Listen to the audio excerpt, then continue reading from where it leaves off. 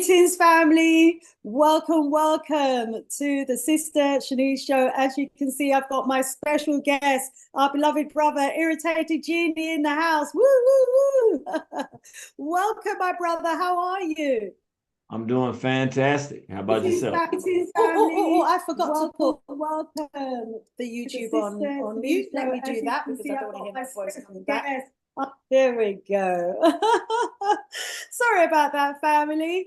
We have our beloved brother, Irritated Genie, Black nationalist, activist, international lecturer, author of the book War on the Horizon, Black resistance to white sex assault. Those of you who are regular viewers of my show will be familiar with our brother, and you will know that he hits home hard. You will know that he is someone who has a very deeply insightful perspective on all issues and all topics to do with us as a people. So we are honored and delighted to have you in the house this evening, beloved. How are you? I'm doing fantastic. Oh, I'm so glad to hear it. No, you know, my brother, it's been a little while. What have you been doing since we saw you last? And while you're telling the audience, I'll do some posting in the background. Sure. What I've been doing is in October 20, actually, I can go back to August 2024, we did our 10th celebration of the Straight Black Pride movement, 10th year in existence, the beginning of the 10th year. And we did African survival in the 21st century, and we talked about what's happening in the AES. We talked about Baba Goita, we talked about Baba Traore, and we talked about Baba Chiani. And that was our focus on African unification and what we classified as the African World Revolution, that it has already begun. It's in its infant stages. And from there, in October 2024 till April, I was going around the country doing the lecture, African Survival in the 21st Century, and basically talking about what's happening in the AES and how we as Africans internationally have to unify our efforts, because this is the greatest opportunity for us to actually achieve sovereignty and liberation internationally that I've seen in my lifetime, for certainly, and maybe in the last 500 years, perhaps. We haven't seen anything this promising, in my opinion, certainly in my lifetime. And I've been on the ground making people aware of what's happening and the fact that we have to have our hands off the AES premise, and that we have to know who these brothers and sisters are. And we have to organize the best of us who have skills and something to contribute to helping them in their push for sovereignty, because their victory is our victory. So that's what I've been doing. Definitely. I've been around the East Coast of the US, from New York all the way down to Atlanta, Georgia. Went to Houston, and I've been to Illinois. So I've been traveling the US basically on the topic that now is exploding and everybody's talking about. Yeah, indeed. You know, give us a little flavor and a bit of an insight into, you know, the core of the conversations that you've been having around those topics. Because as you said, you know, this is a huge opportunity for us as Africans. Probably, you know, as you say, in our lifetime, the most, you know, significant opportunity that we've had since the liberation in the 1960s. This is a major move. It's taken us, what, almost 60 years to get here to this point. So, you know, it isn't something that we can take lightly. There is a major move happening across the continent. And, you know, it's impacting on us as Africans everywhere. We're feeling it in the spirit. There's a major spiritual shift that's happening. I'm feeling it. You've been feeling it from time. You know, share with the audience for us that movement, you know, that you've been talking about, that you've been saying is coming. And here it is, as you say, in its infancy. So basically, each city I went to, I gave a different perspective, but I always talked about, because I wanted to make sure people understood. I call him the young prince, because we see Baba Traore, because of his voice and his eloquence. I mean, he looks like Dr. Khalid Abdul Muhammad. He talks like Baba Stokely Carmichael, Kwame Ture, and he has the spirit of Thomas Sankara. So like he's stealing all the ancestors. So we better get on our job, but he gonna take all the ancestors. But I know that people are hearing about him, but I try to keep it in a perspective when I go and speak each place for people to be clear about how it happened. Because I think it's important for us to understand. The first to light the fire was Baba Goita in Mali. And I always say, Baba Goita don't do no talking. You know, his brother doesn't do a lot of talking. But when it comes to pushing these desert rats back and stopping these terrorist invasions into Mali, he said he had to stop. I read something about it, him. And it just touched my heart. He said, you know, he's in the Mali military, but they, of course, France was running it. And they were trying to push back the insurgents who were coming in and murdering Mali citizens. So France says they're trying to help when he was with the army. And he said he cried like a baby one night. He said because they had captured and pent in the insurgents, and they could have went in and got them and stopped all the killing that they were doing in his community. And so the brothers from Mali wanted to go in, and he was, whatever his rank is, he wanted to go. And so he told them they want to go in, and the French told him you can't go. So he said they decided we're gonna go in anyway because we can stop the killing. We can end this right now. And he said they told all of them, if you all go in, we're gonna shoot all of y'all in your head. So he said that night he cried like a baby. He said because he basically, from what I gathered from it, he had to leave there that day as a soldier, knowing he could stop the death of more Malian women, children, and men, innocent people. Not because he couldn't do it and didn't have the capacity, because he had a slave master, a white man, tell him, you can't save your people now. You do what I tell you to do when I tell you to do it. And obviously, they're not really here to help my people. They're here to use me as a tool for them to enrich themselves. And so he said he made a vow to himself. Mali will be free. And freedom will mean no one will tell us what we can and cannot do. And he said he promised himself that day. And so eventually he went, and that's when he overthrew Mali and said, now we're going to protect our people at all costs without anyone telling us we can't. So he was the one, you don't do a lot of talking, but that brother does not play. So that's Brother Goita in Mali. That was 2021. Then in 2022, I call him the Prince, man. I mean, Baba Traore, he just captured the hearts, minds, and souls of African people worldwide. And it's beautiful because, you know, it's three of them. In 2023, Baba Chiani came in from Niger.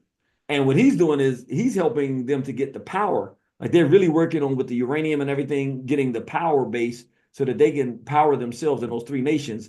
But the voice, and what I love about it, is you don't see any ego. We call them the three kings, you know, because you got these three men that are standing together in nations that are connected with one another. And they know that the young prince, 37 years old, Brother Traore, they know that he captures the people with his voice and his eloquence. They don't have a problem because they don't like talking anyway. These some fighting men. They like, young man, go and win the people for us. So he takes the mantle and he speaks. And every word he speaks, we're listening with open ears. And so it's like it's almost like a movie. You know, you have these three nations that are connected. All of them speak French. I don't speak a lick of French and always thought it was like a kind of language. So I never wanted to speak any French. I ran over to the AES the first chance I got to get an opportunity, not speaking a lick of French, didn't learn a whole lot of it, but I say oui and bonjour. And I had a wonderful time in Burkina Faso. I went to the Thomas Sankara Memorial. I didn't even know they were having it. The time I went, it's like the ancestors, they make stuff happen the way it's supposed to happen. And I got a personal invite so I can tell people, of course, I guess we'll talk a little about it. Based on what Langley did, they're cautious of how they're dealing with people. But they were so overwhelming and they didn't know who I was. But just because I was an African from abroad in the diaspora, I've heard this kind of thing before, but it was just so wonderful this time. At the end of the memorial, we were all standing around meeting people. I talked to the Haitian delegation who had come, beautiful brothers and sisters, strong. They were there at Burkina Faso, and this brother came up to me. I think he probably worked with the government, but he was definitely somebody very popular and very important. And he said, "My brother," he looked at me, "My brother, relax. You are home. Treat this like you're absolutely home. We love you. You have nothing to be concerned about. Enjoy your time here, my brother." And I don't do a lot of smiling. I'm not gonna lie. Y'all would say, "Why is Irritated Genie skinning and grinning like a Chester cat?" I was like a Chester cat, man. It's like we've been gone in the Western Hemisphere for 400 years, and somebody said we missed you and we glad you home. Man, it felt so good. Yeah, beautiful reception you got over there. And from what you're saying as well, it didn't matter that you couldn't speak French. You know, they were able to speak English and communicate with you and make you feel at home. Not And that much. It was more, they were apologizing to me. I was telling them, no, I have to learn French. I can't, you're not the one but see, what I loved about it, they're so resentful to the abusiveness that the French have treated them with. They're ready to learn English. Like President Traore has said, we want to go ahead and they're thinking about converting to English because it's an international language, not because they want to speak a European language, but they're saying, basically, this means a lot. What they're really saying, they didn't say it this way, but let me tell you what they're really saying. We want to be able to talk to our brothers and sisters in the diaspora, and most of them speak English. So we don't want to be stuck here just speaking French. We want to be able to talk to them because we know they love us and they will be willing to help us, and we can work together and we can invite them home. So we worked it out. I couldn't speak their language. What we did, we took the phone out and we went into Google and I typed something in English and then they show French and then they'll type it back and we'd go back and forth. oh, beautiful. And you know, now that we are able to hear from our brothers and sisters in the French region in English, I mean, it's just opened up that communication line that we didn't have before. And that's something else that's really new and that's happening right now, isn't it? We have been divided by language for so long. And here we are now able to communicate with our brothers and sisters in the French speaking parts of Africa. And, you know, they are right on point and up there in terms of, you know, our thinking, you know, our move of the spirit that we've been feeling in the English speaking world, you know, and that's just going back to the story that you told us, you know, that our beloved king told you, spoke of, when they could have gone in and they could have neutralized those insurgents, but the French were telling them, no, don't go in and don't do it. That was a light bulb moment. That was obviously a light bulb moment for that king. He realized right there and then that they were just pawns in somebody else's game and that they didn't really want them to catch, kill, and neutralize those insurgents. They wanted to give those insurgents the opportunity to get away because these people were playing on both sides of the fence.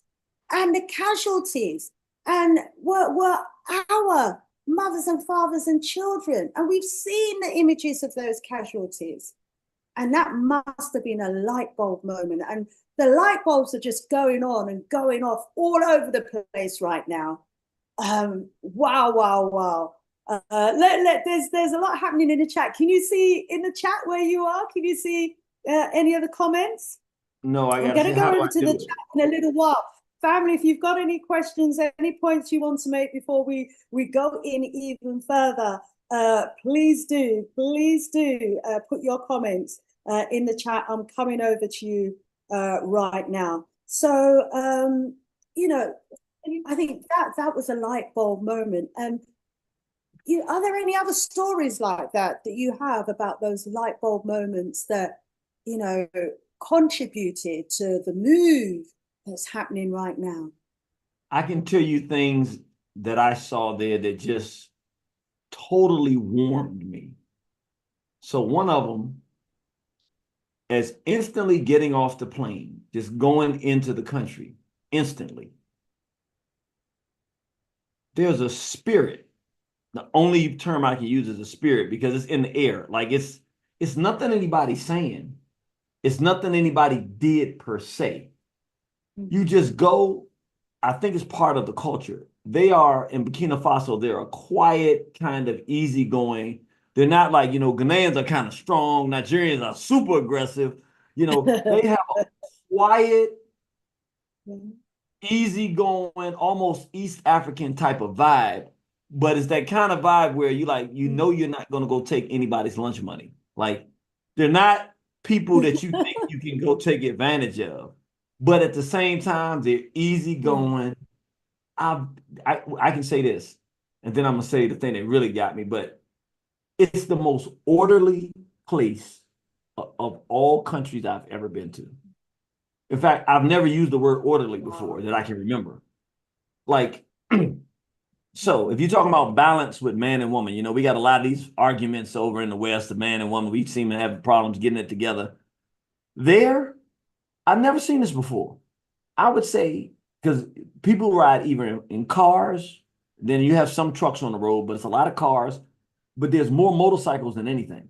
And some people are riding on the same street with the cars on a bicycle.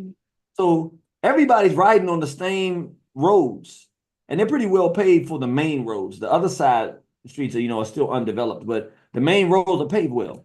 But I've never seen anything, this many women on motorcycles. I think there are more women on bikes than men, or at least the same amount. And there's no sense of any type of gender, nothing. In fact, what really blew me away, the women I saw this so many times, it wasn't an aberration.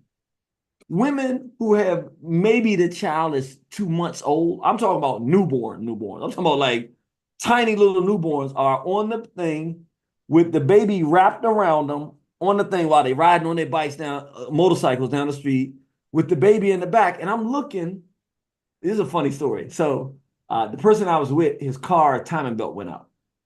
And I was ready to get back to the place. It was late, my night before I was leaving. So, but we had to get back. So he said, let's walk with me. So we walked out from the car into the street around the corner. And he just happened to see his sister sitting on the bike. So some brothers too, but he just went to his sister. He didn't know her. And he talked in French. I didn't know what he was saying. So he had agreed and negotiated with her. And I was like, how much? He said, it's nothing. She's just going to take me. She says, no money. I just take you to where you're going. It's about 3 miles up. I'll take you. No problem. So they talked a little bit right before we left. And he found out this is one of his family members from his village.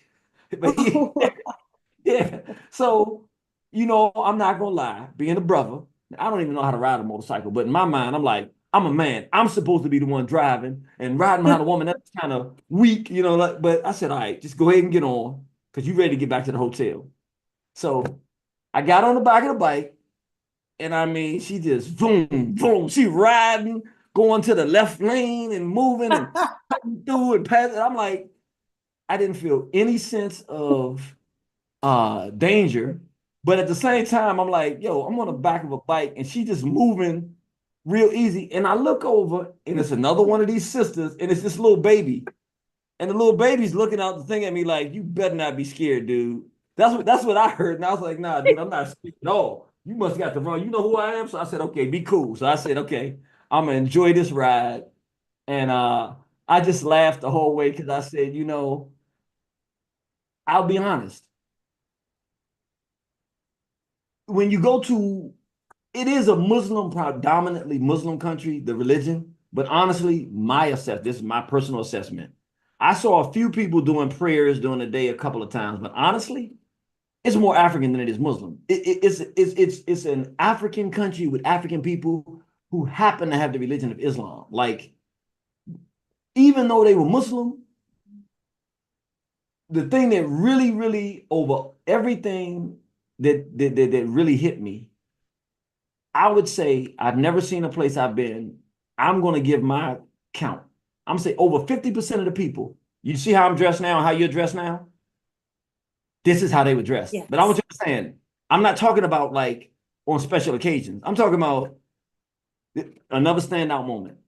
I'm in a place that's off the main road in a little Airbnb, little thing that I'm saying, little place, little apartment. And when I first get there, and it's off a dirt road, like to get back there, it's not even paved. So it's like, you got to ride slow to get around there. I see this sister, she had to be between 60 and 70. She comes around the corner, it's like Tuesday evening or Wednesday evening at dusk, like 6:30, 7:30.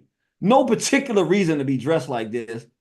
Head to toe, she was spit shine clean. I was like, yo, it's the first place I've been that I was like, yo, I always feel like I'm trying to do it. Like I'm always dressed like this. I'm like, man, I'm underdressed. And I'm like, next time I come, I'm bringing my best stuff. And every day I'm wearing it because can you show the brother? I want people to get an idea what I'm talking about. Just every day for no reason, at least 50% of the people, can you show them the brother so they can see? I want y'all to see this brother, brothers and sisters. This is a brother. It wasn't a special event. He just worked at the same hotel I was telling you I was going to. Matter of fact, it was the same day when I got back from the situation. I walked in and he just came in to work in the evening. He was dressed like this. That's how they dress every day. Do you have the picture? Which brother is the tall brother in the blue outfit.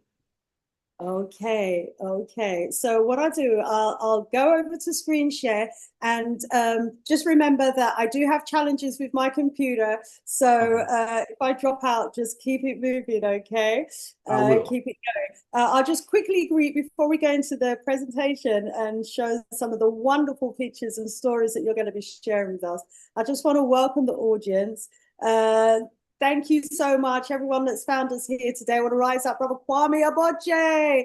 Yeah, we've missed you too. He says, Africans, we must speak our own dialects. Yes, indeed. That's going to be the next step. We've all got to be learning our African languages. Shippy Way, good to have you in the house. Saying, saluting us from Guinea-Bissau. Oh, rise up, rise up. We've got Guinea-Bissau in the house.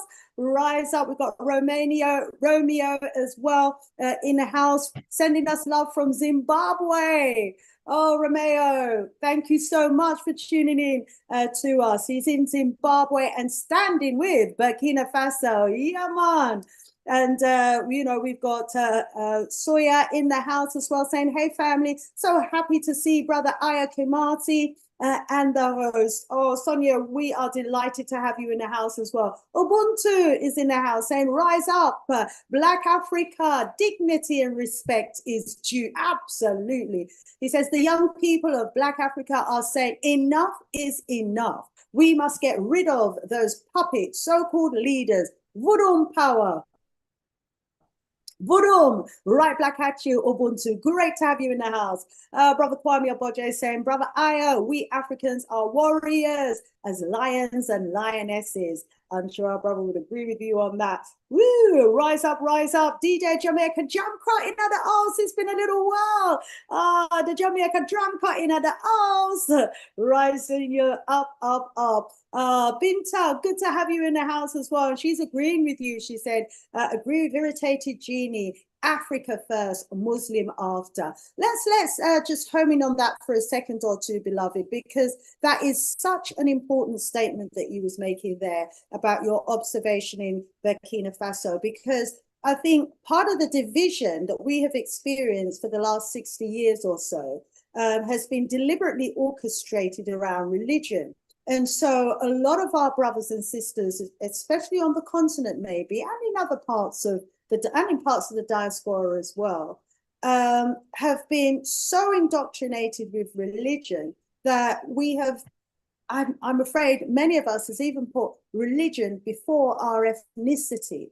And many of us, like Michael Langley, for example, of AFRICOM in the US, is putting his nationality before his ethnicity.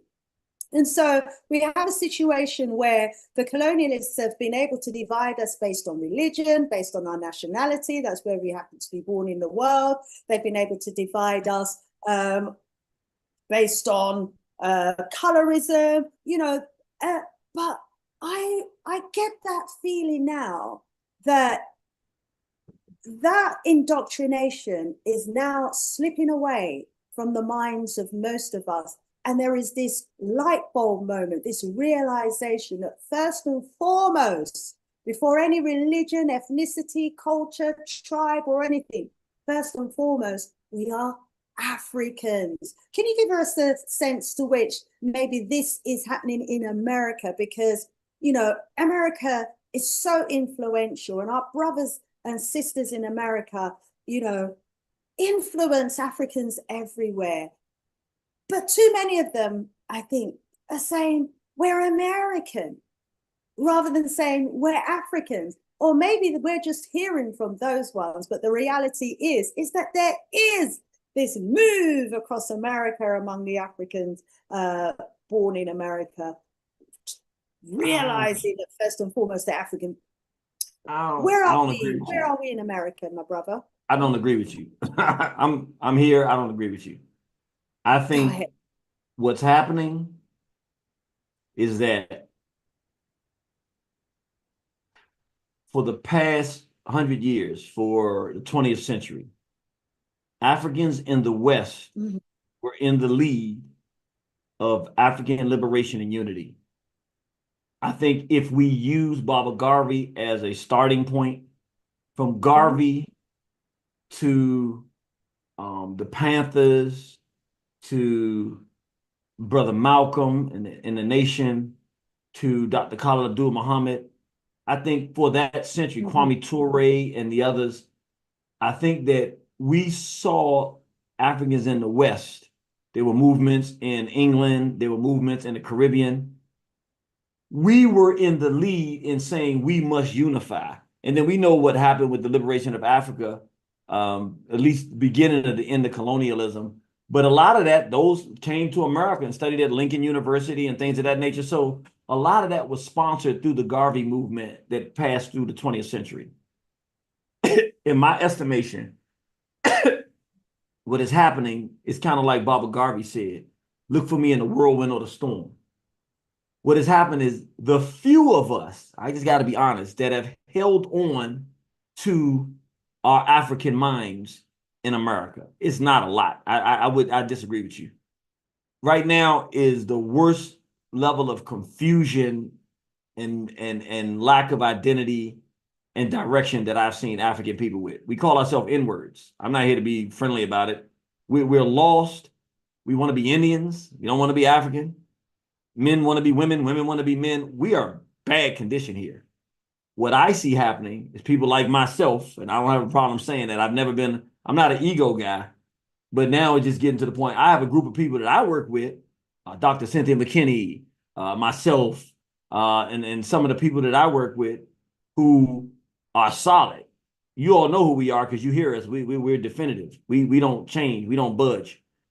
But that's not what we're bringing to the table many times. There are great brothers and sisters who feel the way you're saying, but that's not the general consensus. I don't agree with you. The general consensus is confusion and self-hatred. But what's happening, which is a benefit, which is why we are a race. When you're a race, you don't have to rely on any one group of us to get things going. I think what has happened is that spirit of unification, that spirit of being unincarcerated and free and liberated has now spread and is now in the lead in Africa, which means we have to let our egos go. I've been having to tell people when I go around and lecture, that's one of the main things I tell people, listen, I want to be honest with you guys. And you don't have to pretend like I don't understand. I'm a Dr. Khalid Abdul Muhammad guy. We frontline guys. I know that.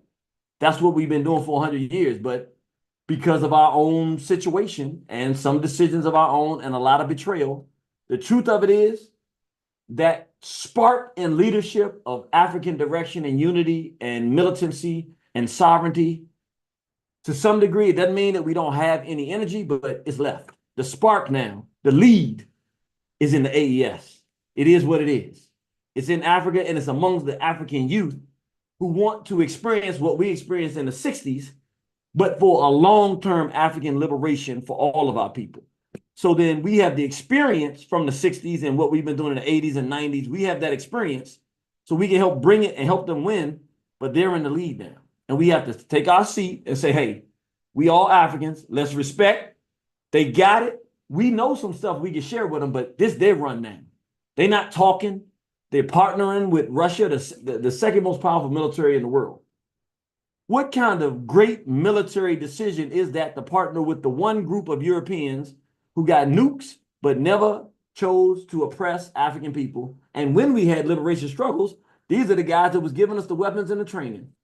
If you're going to make an alliance with Europeans, you pick the right ones. And it's the right time for that type of alliance because, quite frankly, if it were not for that alliance, I don't know that these three nations would have been able to sustain themselves to this point because they just needed a little bit of assistance. It's just the truth. It's just the truth. It's not a matter of us wanting to be independent and in our egos.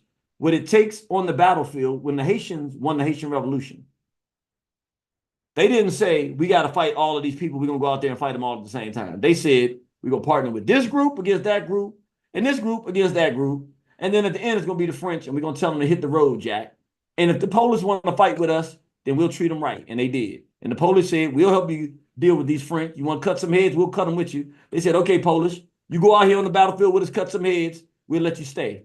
They cut some heads. They won, and the Polish are still in Haiti to this day because they went out there and helped us cut some French heads. So I'm saying that to say what they're doing militarily in that region supersedes anything that, again, I love our people in the West. I'm from here. I'm a Nat Turner man. So I'm not abandoning our people, but I'm saying in the lead of liberation in the world today, it ain't in England, it ain't in America, it ain't in Haiti, and it's not in Jamaica. But it is in countries where they were ruled by French. And if we remember, it was the Haitians that was ruled by the French. Something about them French ruling over you gets African angry, and we start fighting. In those French-speaking places now, the Africans there are showing us the way. Last thing I'll say, I know I go on these rants, but Dr. John Henrik Clarke said something that is so apropos for this moment. He said, the reason that the Europeans will not allow one African nation to get it right is because we are a rhythmic people. He said, once one country gets it right, we'll say, oh, that's how you do it? And we'll start forming it, and then it'll start spiraling. And what we are seeing now, we are so fortunate.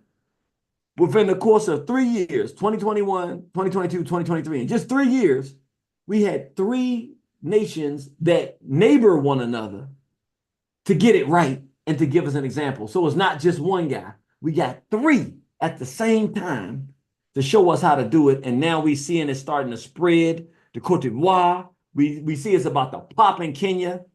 What we're about to see, we're living in, literally in our lifetime, we are going to see African sovereignty and liberation occur while we're living and breathing and able to participate in it. It's happening as we speak. Oh, wow. Exciting times ahead. You know, I'm sure you've all seen my internet challenges. I'm dropping in and out. So I'm not hearing everything, but I've got the latter end of what you were saying. And I agree. You know, our African brothers and sisters, our African family on the continent are showing and leading the way right now. And I salute my brothers and sisters. I take my hat off to my brothers and sisters on the continent. Indeed. And, you know, we used to talk about us being in the belly of the beast and the fight that we have, you know, in the West. But our brothers and sisters on the continent, you know, while we were there fighting, they were there suffering. And, you know, there was such a huge kind of narrative out there to justify their suffering. One that, you know, convinced our people for decades that their suffering was because the country was poor and impoverished, and because, you know, they needed aid and they needed loans and they needed help and they needed assistance. This narrative that had kept our people impoverished for so long, but as you said, in recent years, you know, we've been sharing information with our brothers and sisters, and this information, I think, has just been bringing light bulb moments. We've had greats like Arikana, Chimbori, who's been, you know, showing, look, Africa is minerally rich. Africa has gold, silver, diamonds, platinum, magnesium, bauxite, you know, all the minerals you can think of. Africa is rich beyond measure. It's not that Africa is poor, it's that Africa is being poorly managed and exploited. And the realization of the extent of the exploitation, and once that information got into the minds and the hearts and the psyche of our people, that was it. They're like, What? What? That's what our leader is going on with. That leader's got to go, because they're just managing the affairs on behalf of these colonialists who are I think it was with which was a big light bulb moment for me as well, was which country was it where France was taking all their uranium and France was lit up Niger. like a Christmas tree. Niger. France was lit up like a Christmas tree, and the vast majority of the population of Niger were in darkness. That was a big light bulb moment as well. Just like the one that you spoke of Goita, and when they weren't allowed to go in and apprehend the insurgents, that was a big light bulb moment in terms of the games that were being played militarily. And then, the uranium one, another big light bulb moment. Go on, I can see you wanting to jump in. Please do. Yeah, I wanted, because I was right before you said it at the perfect time. I wanted to say there are two voices that I would want to mention, because I think actually, I'll put it in the context. When we did our 10th anniversary in August, a brother from Mali just happened to be, we did it in Baltimore. He was walking down the street and I saw him dressed like that. And I said, wow, brother, that's a nice outfit. Where you from? He said, I'm from Mali. So I said, oh, yeah, brother. I said, man, you walking around. I said, everybody out here must be, when they find out you from Mali, getting excited about what you guys are doing over there. And he told me, he said, no, he said, I'm actually, you're the first person that kind of is talking about what's happening in Mali. This was in August. And I said, what, man, our people we need to get them aware of it. So when we talked, I was shocked to hear this, but I was like, man, we are so proud of what you brothers and sisters are doing over there and everything. And he said something that pivots off of what you just said. He said, well, brother, we're doing it because we want to be like you all. And I was like, what? And he said, let me tell you, brother.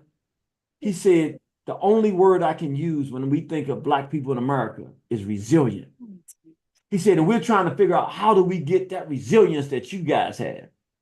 And it humbled me for a moment, because sometimes I forget how magnificent we are as Africans in the West to survive this 400 years. I'm so busy trying to fix something else. I'm not thinking when somebody else looks outside and sees the way we are in the belly of this beast and so aggressive and still fighting, they're like, how do these people do it? Of course, we don't necessarily see it like that. I say that to say, he said that, and it made me think. Kimmy Saber and Mama Chiambari Kwao, these two individuals, from what I have seen, I think are two of the primary voices, at least for me, that let me know how bad France was in Africa. I knew all of the Europeans were bad. I did not know that France was this bad until I heard Kimmy Saber and Dr. Kwao break down how oppressive and how much theft there was going on, giving me numbers and to understand it. But to know that those people who over there that are fighting, they actually are looking to historically what they think of and know of as us, Blacks in the West, Malcolm X, and those of our freedom fighters that fought. They looking at us as an example of how they're fighting there. That made me feel really good. Even to know that Mama Kwao, she was in America. Yes, she's from Zimbabwe, but she was spent most of her time here in America.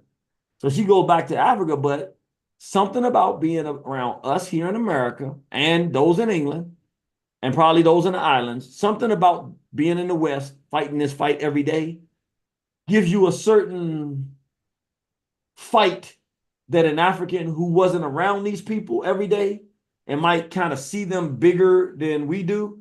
We deal with them every day. We know one-on-one, we'll go out back and take this thing out back. We can square up with you one-on-one.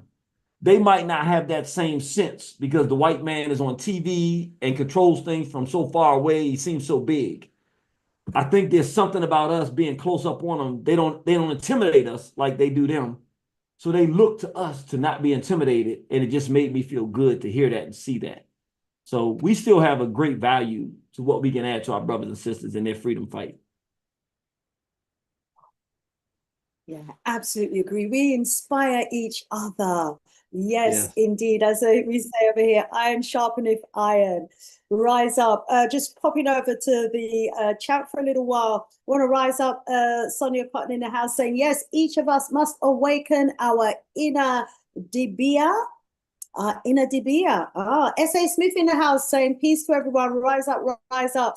Someone was saying about Lenny Henry. Yeah, Kwame saying Lenny Henry is a big disgrace. He's a disgrace big time. This is a Rise Up Sister Sheriff. She says Band-Aid and Lenny Henry need some good licks. Children in need indeed. These are the sorts of charities, yes, that have been giving the impression to the whole world, even to Africa itself, that Africa is poor, Africa is in need of our aid and in need of our assistance, when all the time Africa is the one that's been lighting the West, that's been feeding the West, agriculturally, economically, politically, scientifically. Africa has been feeding the West, but they have, through their clever narrative, given the impression that it's the other way around. Rise up, Sister Verna in the house. Good to have you in the house as well. Kwame says, Ashe, Mama Africa, Baba Pielo Luumba as well. Mama Arikana, that is. We got Papa Cheesy Way in the house as well, watching us from Bermuda. Good to have you in the house as well. He's rising up all of his family, also the Black Acres of the Gambia. Yes, we rise up our beautiful Black Acres family. Yes, indeed. And, thanks for your comments. Keep them coming in. I'm going to bring up a presentation now because we've got some wonderful images that our beloved brother wants to share with you about his trip to Burkina Faso. Are you ready to go into that now, or do you want to talk a bit more specifically on Ibrahim Traore first? How do you want us to do it? Only picture right now that I want to see, because I want to talk to that particular picture. And you know what? Let me say this first, and then I just want you to show this picture, or you can show the picture now, and I'm gonna speak to it. The brother in the blue. Right. Is that the one you're in the office with? No, that's the Minister of Communications. You can show that one too, but I want the brother. He's a tall brother by himself, and he's an all blue outfit. Oh my gosh, and it looks like one that I don't have. I'm so sorry, but let me pull up the presentation, and we'll go through, and I'll leave you to flow. My apologies. Oh, I missed that one. Shall I try and find it in the background from what you sent? Because I see the only reason I want to do because I'm gonna send it to you on the let me see because, and if you don't have it, it's probably because I didn't, you know what, I didn't put it on this particular one, but that's okay. I put it in here right now. I want them just to see this because I think this really tells the story in terms of boom, this one right here. Boom. I just sent it right there. I sent it to you on WhatsApp. Okay, that's great. Because my computer's so slow, it will take a little while. No problem. Fortunately, but we're definitely going to be able to bring that up. Do you have the one with the sister? She's holding the phone and she has on wearing something. You have that one? Yes, I've got the sister. Could you put that one up? Yes, I will do. Let me just grab that one now. It's the best way to do this. Right, let's go over to share. There's my share down here. Oh, there we are. And I know it might seem like this is not relevant, but I'm gonna make a point of why I'm doing it. And it was something actually you see it now that I want to bring up. I heard that I believe it's in Burkina Faso, but I know it's a few African countries, but I believe Burkina Faso just said they no longer take in leftover clothes from other nations. That's right. Okay, so you got the one now, the brother that you see with the red hat there. I don't know if people can see that, but if you all can see that, it's taking its time, but it's going to come on. Okay. Are people seeing what we're seeing now? Yeah, they seeing it. So if you see the brother with the red hat, he's actually a tailor. And that green outfit I have there is a pure silk outfit. I mean, it's really nice. I'm being honest with you. Even me, I was like, yo, really? This is what you're doing? So it was really nice. His name, brother Maurice Momo. It's Momo Designs. Man, he made that? Did he make that top that you're wearing? It's a top and bottom. He made that whole outfit. Yes. It's 100% silk. And trust me, it looks one way here, but like in public, it was phenomenal. Like, it's nice. His work Did they make the silk themselves as well? I don't know if they make the silk. I don't know about that one because that's a very intense process. I don't know, but I know he gets the silk fabric and man, he does his thing with it. And Awesome. this sister here, if you look, I just want people to get an idea. Imagine going to a place, and I'm not exaggerating. I'm saying this for a reason. It meant something to me because, okay, when I grew up in Washington, D.C. in 88, in 84, the Cosby Show came out. By 88, there was we had Marion Barry, who many people don't know about him, but he was a great politician. He gave the whole city to Washington, D.C. to black people economically. He gave us all jobs. It was just wonderful. But we had the Cosby Show, so we were wanting to go to college. We had a high sense of self-esteem, and we would always dress to impress. From head to toe, 88 in Washington, D.C., we were trying to be super impressive. That was a thing that we did. It probably went overboard, but nevertheless, I miss those days. And I'm not knocking anybody, but I'm just saying, I'm bringing this up. It was a time when I had not seen a black person with a tattoo. I think maybe I saw a white guy who was in the military with a tattoo back then, but there was no tattoo. We were just beautiful black people who were always dressed well. What I saw in Burkina Faso, it just made me feel like, man, I'm back in DC in 88. I try intentionally to make sure that I'm, dressed in a way that people say, oh, that's black and African, but that brother's wearing something nice. I'm going to be honest with you. I found myself in a struggle. You see how the sister is dressed here? This is not abnormal. Like, this is just walking down the street on a regular day, you're going to see half the people dressed like this. I mean, just doing it, like elegant, and half of them with natural hair. My entire 19 days there. And again, I'm not beating up on anybody, but it meant something to me. I saw 2 tattoos the entire time. And I went out. I made sure I went out to places. So, I mean, I saw thousands of people. I only saw 2 tattoos the entire time. We were just black, natural hair. Now, it wasn't all natural hair, but I'd say probably 50% of the sisters, maybe, natural hair, but definitely the way they were dressed. My cab driver, when I called the cab early in the morning just to give me a cab ride to the airport, man, the dude was dressed so good. I was like, this is becoming a problem. They dropped me off at the airport, and I got there early. So I'm sitting there watching people come in the airport, and I literally started complaining. I said, this is ridiculous. I just dress normal to go home, but I feel like a bum up in here, and I'm never a bum. Like, I'm never a bum. Head to toe, they were immaculate. Why it meant so much to me was because when I said there's a spirit there, there's a certain spirit associated with self-respect. And when you care to wear your own stuff, it's not that they're just wearing Nike or some other brand or something. No, they want to wear their own stuff and know that they look good and feel good, but it's not an arrogance. It's just a quiet confidence. And all of them are doing it. What it told me is this is the perfect place for a black cultural clothes explosion because they already halfway doing it. And what I'm saying is to say for people who say, I want to give to Burkina or give to Mali or give, and this just hit me as we were sitting there talking, but I'm going to make this suggestion. Maybe a little more expensive than what you intend. You want to give some of your old clothes, t-shirts and stuff. I'm going to say this. We shouldn't give them anything that's not some African print and not no Chinese one either, not made in China. We need to give them our older African garments that we have that we knew we're not wearing anymore. If we're going to give them clothes, give them those because they like it. In this region, I can tell you they like it. They look good in it. They wear it proudly. They wear it consistently. And nobody else was hearing it because I kept complimenting people so much because it was ridiculous. Like everybody's dressed nice, but I was like, you know what? I can actually imagine in Burkina Faso, it wouldn't take but 3 years where literally every single person in every direction will be in African clothing.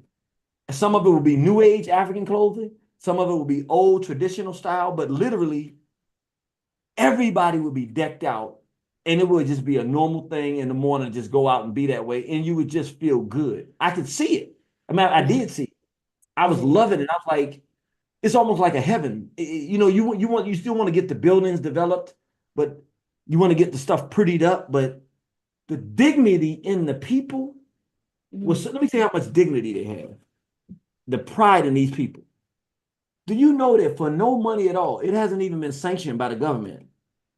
On the road to the president's house, in the middle, they have this like it's a turn where you can, the roundabout was a big cement thing. The men come every night at dusk and they park and sit there overnight because they say if anybody comes and they try to get to the president, we're going to stop them in the middle so that we can alert the thing. Something might happen to us, but they won't get our president. Oh my God. Yeah, such is the love of the president. Yeah. And this is real. I want you to understand, brother, sister, this is not like a movie. I'm there at evening, we driving by the roundabout, and the men are coming out, sitting down, bringing their chessboards, and just these random guys. You could tell they said, "Hey, what's going on?" They didn't know each other before they came there. They just men that said, "You're not gonna walk up in our place and do anything to our president." They're not getting paid a penny. And some people bring them food sometimes, and it's just everybody understands why they're doing it. It's just beautiful. Like there's an air of dignity and self-respect that's just imminent and predominant throughout the region. And it's just a wonderful feeling to be there. It's in the name, isn't it? Burkina Faso, the land of the upright people. I think that was the name that Thomas Sankara gave to the country. And from what you're saying, they're walking in that name. And the other beautiful thing about what you're saying as well is that, the people of Burkina Faso are holding on to their African culture, despite, how many 100 years or more of westernization, of colonialism, of enslavement, of flooding Africa with Western clothes. They haven't become totally westernized to the extent that maybe many other African countries have. There are some African countries that have almost totally disregarded, totally thrown away their African clothing, their African dress, which is an important part of our African culture. They've thrown it out and replaced it with T-shirts and jeans, the Western kind of look. But from what you're saying, the beauty of the African attire, I mean, I see it here every day in the Gambia as well, which is part of West Africa. There's a lot of pride, especially among the women, in their African dress. A lot of the men, because it's a predominantly Muslim country, they wear, the kind of kaftan, the Muslim type of attire when they dress. But then there's also the kind of Nigerian style as well, which I absolutely love. The women and their African material, almost yeah. I'm sorry. Are you able to get the brother up there, the one I just sent you? Or it's still loading? Okay, let me try and do that now. I've got to go to WhatsApp and download it and then upload it. But yeah, let me do that in the background. So it's wonderful to hear from what you're saying that we are holding on in Burkina Faso to that part of our culture, because culture is so important, and the way we dress, speaks of our culture as well.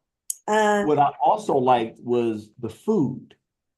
I was able to, I didn't go there. Usually when I go to a country, when you first get there, they're trying to feed you some American food. You want some hamburgers or something? I don't even be no hamburger, man. Like, I'm in West Africa. That's my favorite food.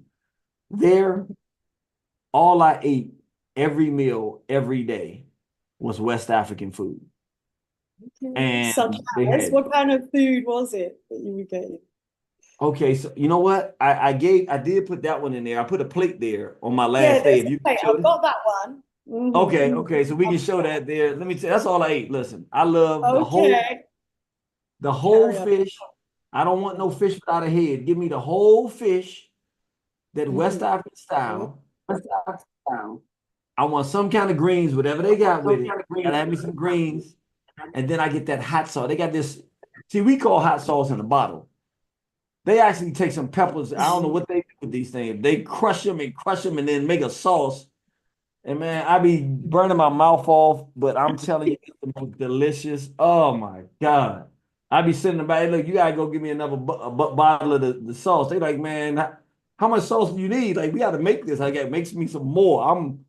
I just had a wonderful. If you like, now let me be clear. It's not like Kenya. Kenya's developed. So you can go to some nice developed stuff and you can see, it's more developed. Here for me, the development of the people and the direction they're going, the Africanness. So what you just said, like in Gambia. So what I noticed here, even when I saw brothers who were clearly Muslim, some of them had the dot ash thing on their head and everything, so you know that they're Muslim, but they were wearing African garbs. Even if it was a Muslim type garb, it was so African, I would wear it. Like, it didn't look like it was a Muslim garb. Everything was African. It was so black there, even though I don't speak French, and I'm not exaggerating. I'm not just trying to say it to yes, yes, yes, that's my last meal right there. Yes, you can see it. Yes. That was my last meal I before I noticed they left. got chips on the plate as well, though. Yep, yep, yep. Why they got chips? They got chips, Very yeah. westernized, isn't it? The chips. But Yeah, I look at told her, that fish. yeah, that fish was good. The whole fish and the fresh vegetables. I was about to say, Yeah. the brothers. It's the other thing, sorry, just to interject here. They give the impression that in Africa, people are starving, they've got no food to eat. Look at the size of that fish on your plate. Look at the chips from, their potatoes and the veg. Look at the beautiful veg that's there. This is in Africa. You can go to Africa and eat well. And there was somewhere I was watching your clip and you were saying that you've got the sorrel. We're in Jamaica, we call it sorrel. Bishop, In yeah. Gambia, yeah, we call it wonjo.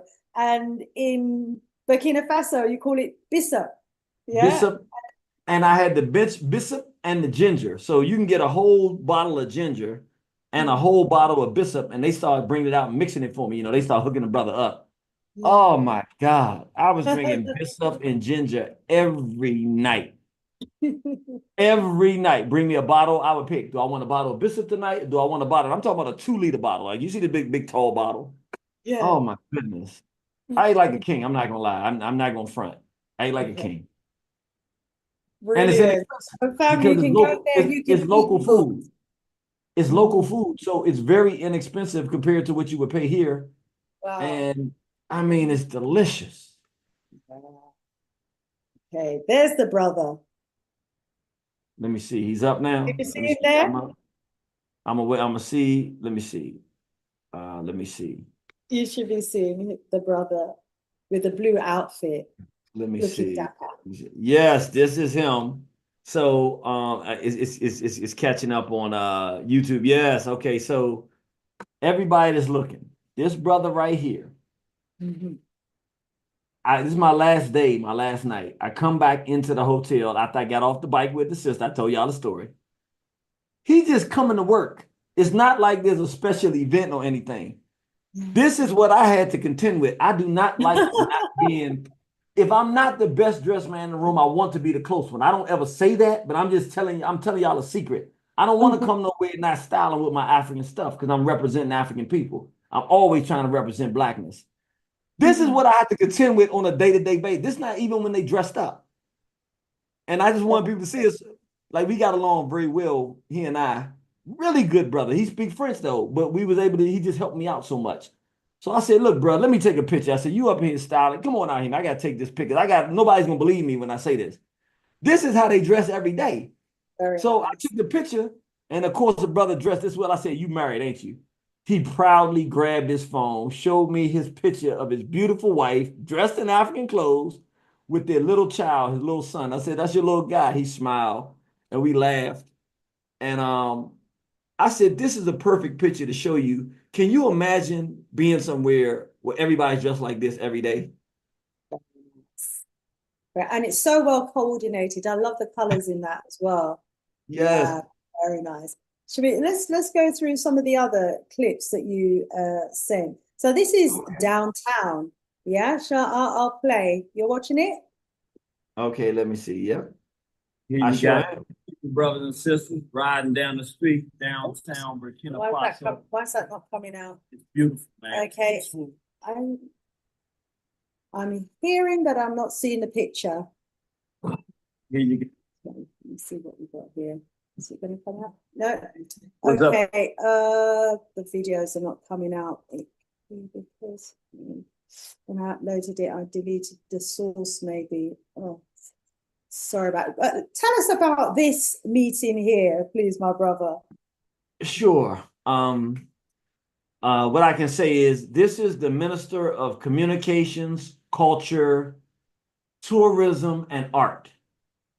So he's a very, very powerful man in Burkina Faso, very strong, serious brother, but he was very cordial to me and forgiving to me because here I am coming to talk about some things we're interested in doing, and I can't speak French.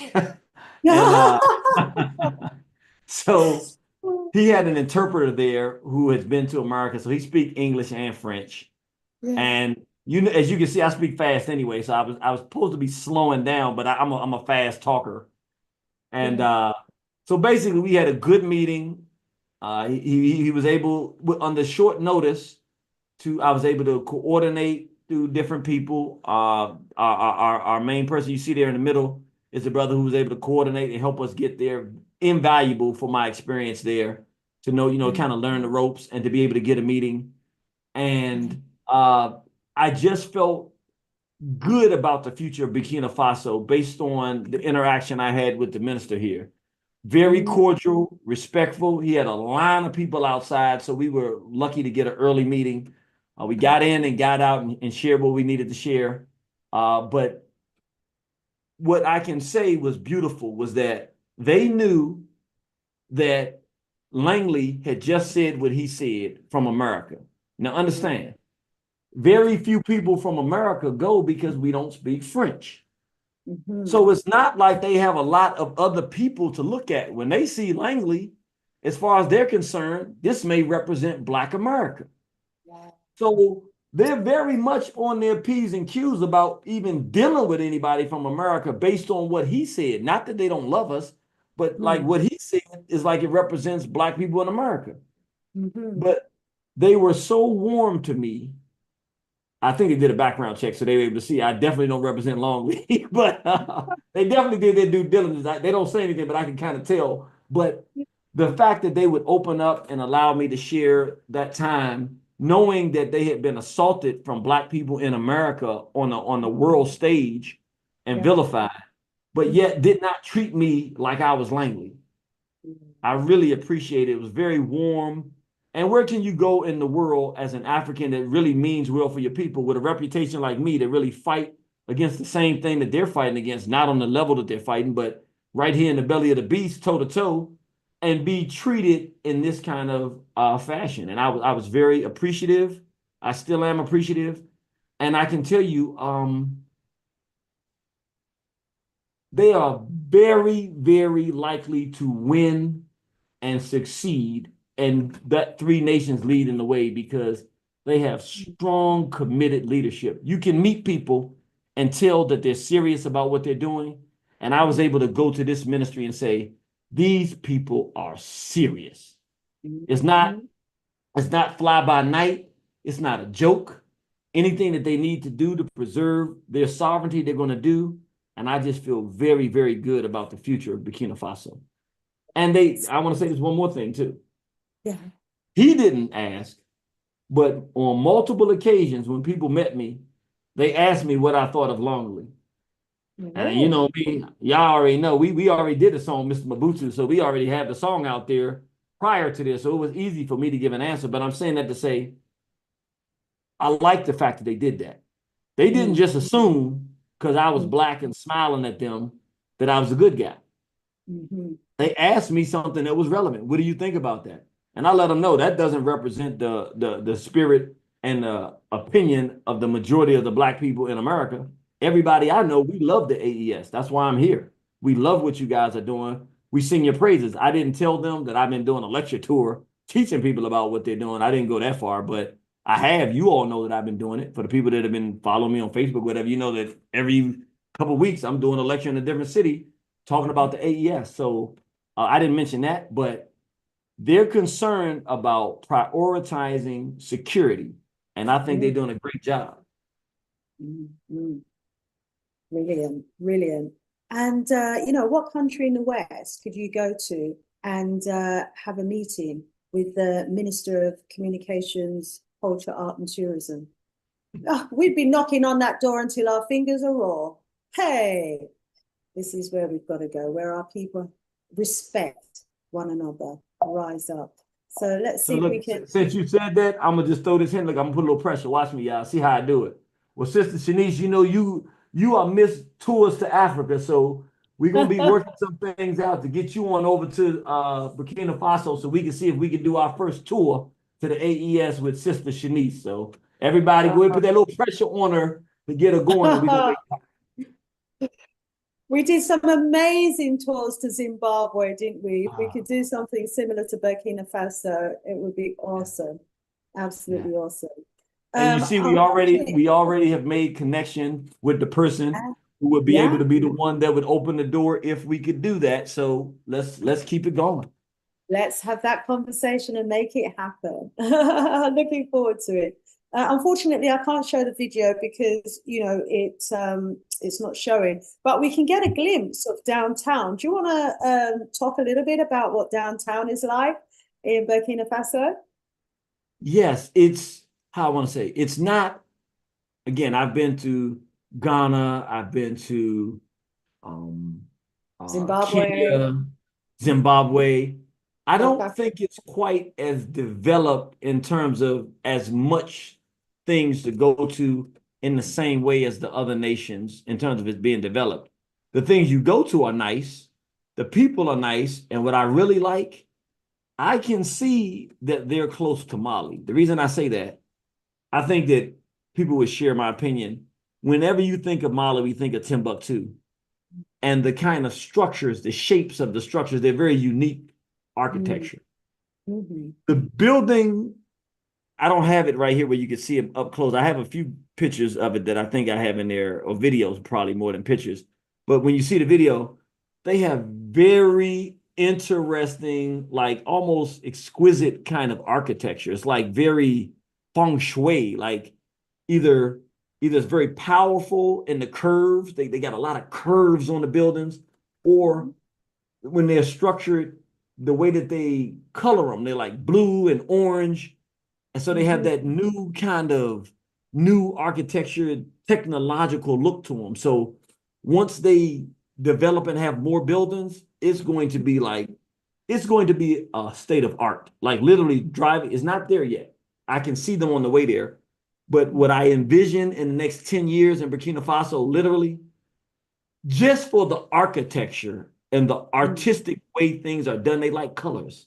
So like if you're riding downtown and it's a restaurant, it has like all these different colors on the building. So it's just very attractive and pretty. Once they get it properly done, they can get the security secured and stabilized, and they start putting money into infrastructure and beautifying it. The structure of the buildings is very, very unique. And I think an architect, anybody into that kind of thing would go there. You would really love the potential. Because you say, I see where they're going with it. It's going to be very, very nice. Brilliant, brilliant. And I, from what you're saying, it will have an African kind of cultural feel to it with the curvatures, etc. Because many of these African countries where there have been development has been done by the West, there is the danger that Africa becomes to appear and look too westernized with its square, awful, bulky buildings. But when we build, we're a people, just like the way that young man was dressed, we're a people of style and fashion. And that style and fashion doesn't just extend to, how we dress, it extends to how we design our homes and our cities and our kingdoms and our empires. So, yeah, we have to, take back control of the look and the feel of our cities and rebuild them, you know, into our own image. And it's coming, so which is great. Sonia says the Dogons in Mali are in Mali and Burkina Faso. Right. Did you meet any Dogons? Was there any Dogon influence there that you came across? I did not meet any Dogon, but I can tell you what was extremely interesting and relevant to our conversation. For those out there who are history buffs, you know, in America, and it might be that same way in London, you can tell me, but we call the destruction of Black civilization, we call it the Black Bible, you know, for people in the African Senate movement. Dr. Chancellor Williams, 6,000 years of African history. Yeah. That's like the book for African people in America in terms of history. It's so interesting when you're living in history. So in that book, he talks about during the slave trade, how, you know, Africa was being torn apart, but there was this powerful kingdom, the Mosi. And the Mosi were in West Africa, and they had horses, they trained and raised horses, and they were powerful. While the whole slave trade was going on, they were being untouched. And they were saying how they had not seen any whites because they were landlocked, and they hadn't seen any white folks. And part of the culture was that they told the story that when the first white man enters our land, our nation will die. So what they did was literally they were prepared for war. They were so prepared for war that they became antsy, like, when are they going to get here? We ready to fight these things called white people, because they hadn't seen them before, but they were ready to fight them. They wanted to go to war just because they had heard that they were doing stuff in neighboring kingdoms. So they were like, well, they're not going to do it here. So he says that the Germans got up almost to the border, and something just told them, we're not going in there. And the Germans backed up and went back home and everything like that. He said, we're not going in there. The reason I say that is so interesting is because I'm there for about half my tour, probably 3/4 of my time there, about 10 days out of my 19 days, maybe 12. And I hadn't even found out. And then somebody said to me, yeah, well, you know, most of the people in this country are Mosi. So I said, hold on. Masi? They said, Mosi. I said, wait a minute. Like the ethnic group Mosi? And they said, yeah. And I was like, you telling me the Burkina Faso people? He said, yeah, mostly Burkina Faso are made up of the Mosi people. And then I thought about the destruction of Black civilization. I was like, whoa, these are the same people. So when you say the land of the upright man, this goes beyond, even beyond before Baba Sankara, back into the 1500s. The Mosi was the ones that said when the first white man enters our land, our nation will die, who were ready, prepared, antsy for war for the whites that came in. And I'm really in that kingdom among those people. I don't even know. I didn't get a chance. I wanted to ask elders, but I didn't get it. I forgot. I wanted to ask some elders, do you know about this? Had you heard this story? Because remember, one of the things I want to do, I'm saying things out loud, but I'll say it. One of the things I really want to do, and I know I have to do it now, because I don't know if that story's been passed down or not, and it would be difficult for me to ask because I don't speak French. I want to get the destruction of Black civilization translated into French, so that now, if I'm talking to them, when they read it in French, they can say, hey, look right here, this Mosi, that's us. You know what I'm saying? Like right now, if I talk to them, I would have to say, is this the same Mosi? I would have to ask them because it's in English. But if we can get it translated in French, the kind of history and stories that we can put together in dialogue would be just, it would just explode. I mean, literally, to make it simple, for everybody that's read that book, I was with the Mosi. Who knew that what you see happening now from the perspective of Burkina Faso is the Mosi people that Dr. Chancellor Williams talked about in the destruction of Black civilization? I had no idea.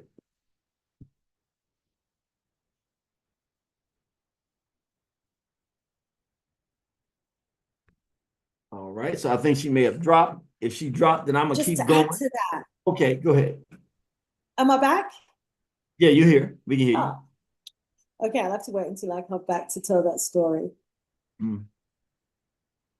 Yeah, we can hear you.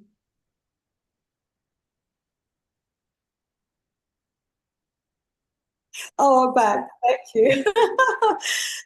Yeah, when you look at the Mali, Burkina Faso, and Niger together, that was a significant part of the ancient Mali Empire as well, the whole region there. And so it's like, these three kings have got an empire vision, not a kingdom vision. A kingdom vision, as we know, is when you have a king who's responsible for a small region. But if you have an empire vision, then, as you were saying earlier, you give way to that person who has the natural ability to be the king of the whole empire. And so you're even mightier as an empire than you would be as a kingdom. And, it's almost as though the old kingdom of Mali is beginning to take shape again in that western region of Africa.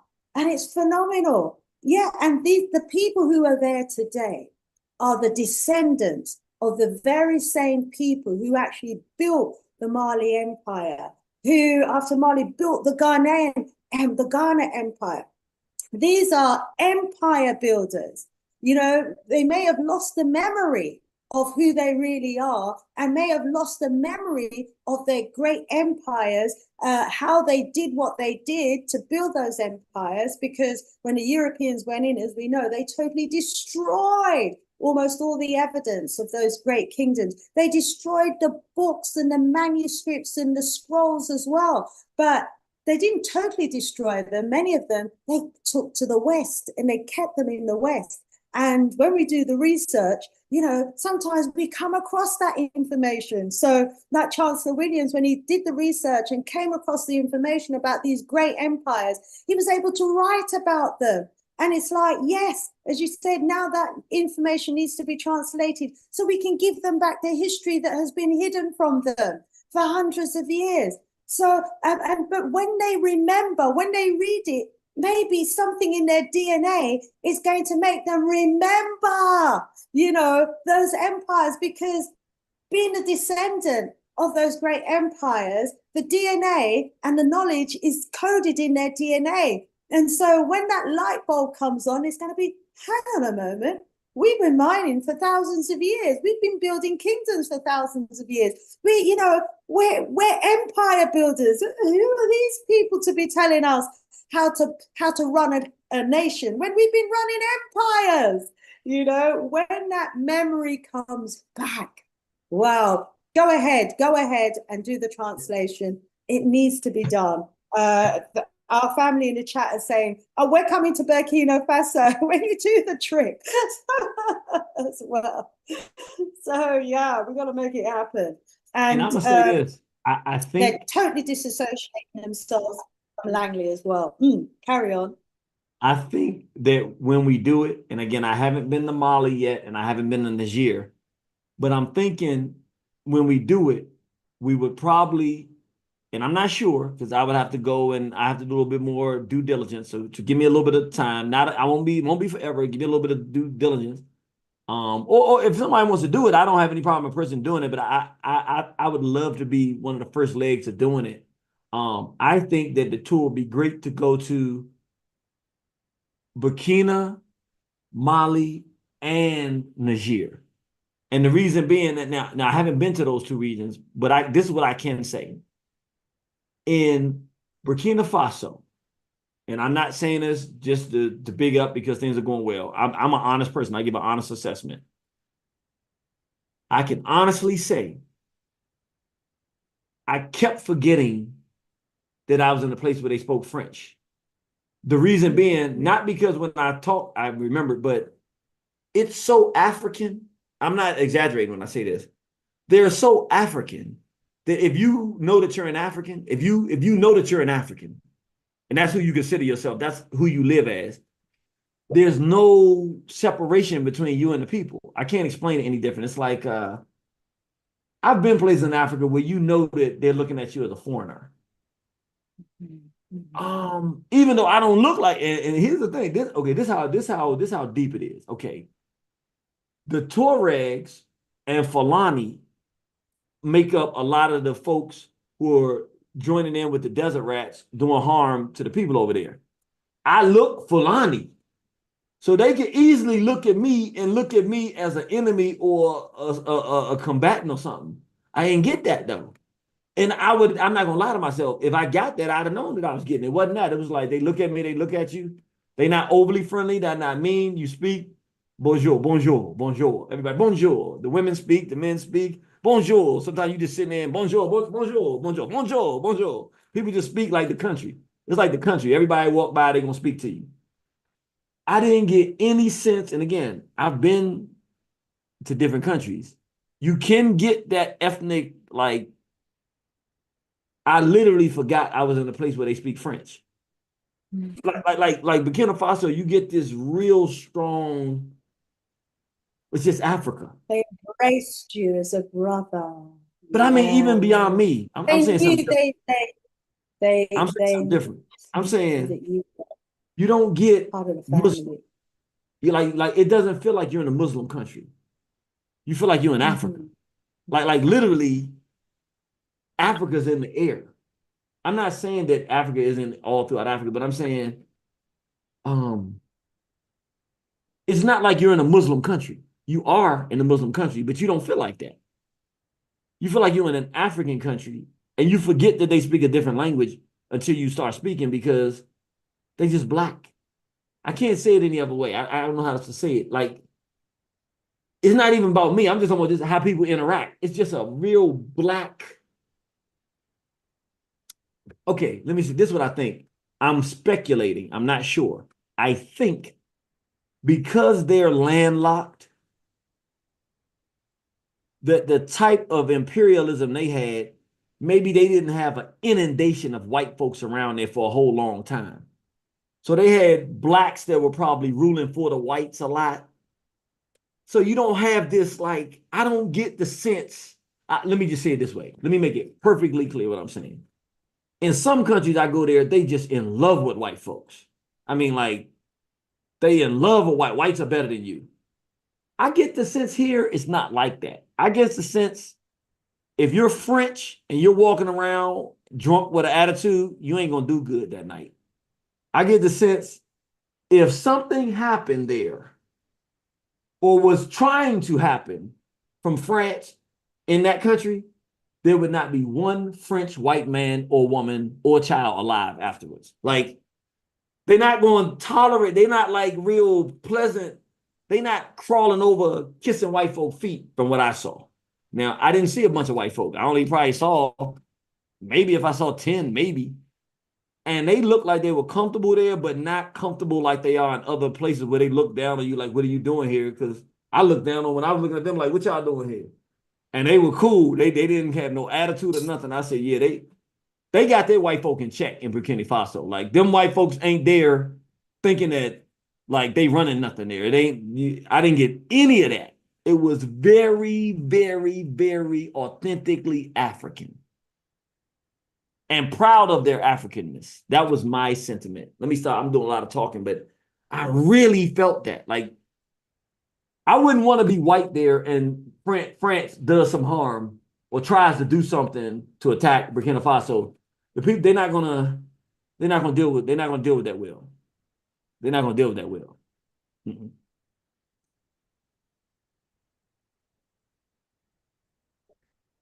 The messages are coming in. I think we got the essence of what you were saying there, beloved. Yes, indeed. They haven't been infected with the white virus to the extent that maybe some of the other African countries have been. And maybe that could be because the majority are Muslim and not Christian, and therefore not kissing the feet of the white Jesus. My internet's saying I'm unstable. Are you hearing me okay? I can, yes. Oh, brilliant. Cece Way saying we have slave mentality everywhere. Yes, indeed. And he goes on to say, before that, he said, we are African not because we are born in Africa, but because Africa is born in us. All that is required is study of our history, not based on these neo-colonial borders, using the right analytical tools. Yes, indeed. Kwame Aboje says, Brother Aya, Ayo, because we are totally messed up. So that was a comment in response to something that was said earlier.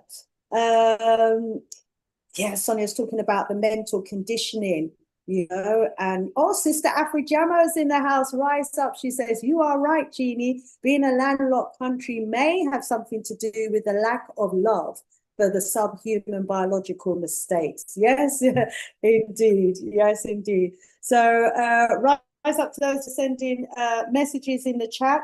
Thank you so much. Please, everybody, give us a like. Hey, just give us a thumbs up. It's absolutely free for you to do so. Not going to cost anything. And we appreciate love you for doing it.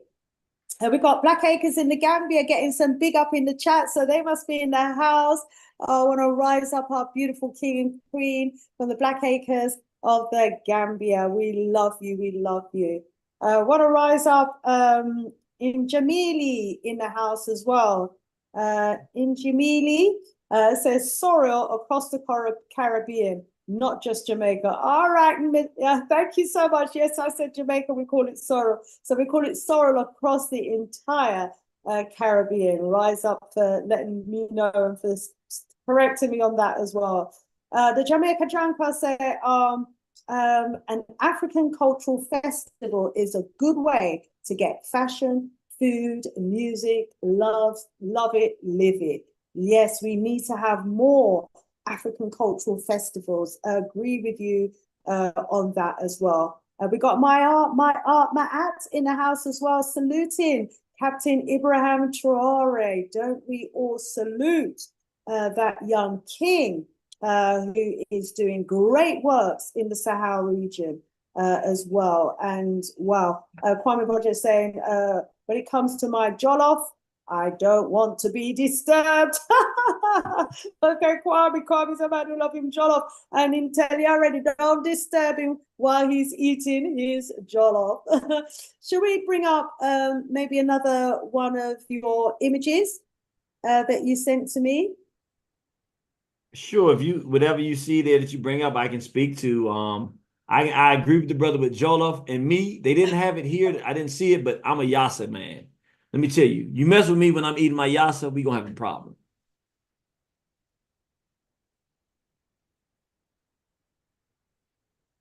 No Jollof in Burkina Faso. Yeah, no, I said I ate my Jollof in Burkina Faso. I ate Jollof, but they didn't have my Yassa. Oh, no Yassa. Domodo, or what about Benachin? I'm not familiar with that. Okay, that's Gambian specials. The three major dishes, cultural dishes here: yassa, domodo, which is made with like a peanut sauce, and benachin, which is a type of fried rice that's got fish in there, chicken, everything. We had the fried. We had the peanut sauce. Yes, we had the peanut soup. Fish with peanut soup and the rice and the spinach. Oh my God. You taking me back. Please stop. Oh my God. Yes. Well, these pictures will take you back. I've just put a few pictures up. We've got a couple of shots here with someone from Haiti. There was a Haitian delegation there, and there was a Thomas Sankara event happening, memorial event happening. Do you want to tell us a bit about that? Sure. So they opened up and okay, so because I'm gonna put down here, put his name. Okay. Drops out again. I can hear you. Can you hear me? My brother, are you there? Yeah, we can hear you. Let me stop share and find out what's happened here. Let's see. Can you hear me? I may have dropped out. An apology. No problem. I'm still here.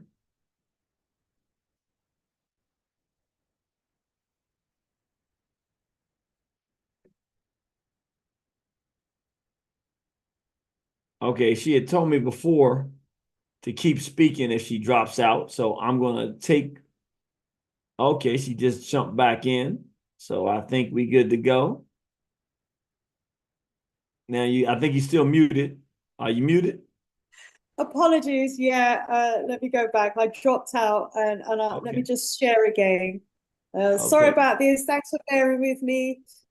Internet challenges, hence why I haven't been doing my lives. But I'll be traveling again soon. And once I travel, then I will be able, hopefully, to get some better internet connection.